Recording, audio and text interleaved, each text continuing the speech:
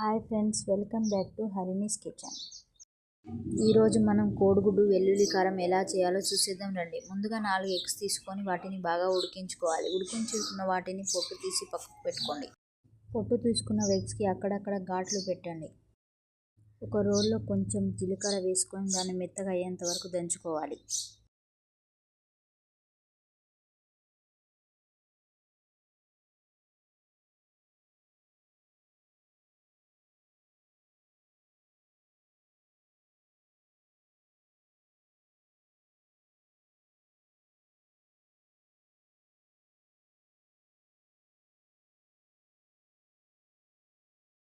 జీలకర్ర మెత్తగా దంచుకున్న తర్వాత 5 నుంచి 10 వెల్లుల్లి రెబ్బలు వేసి మెత్తగా అయ్యేంత వరకు దంచుకోవాలి.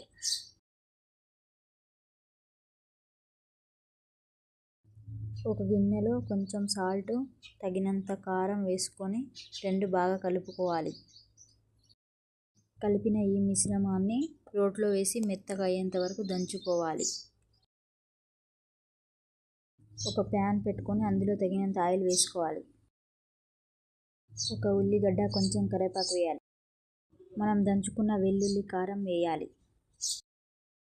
వెల్లుల్లి కారం కలిసేంత వరకు కలుపుకొని ఉడికించిన ఎగ్స్ వేసుకోవాలి.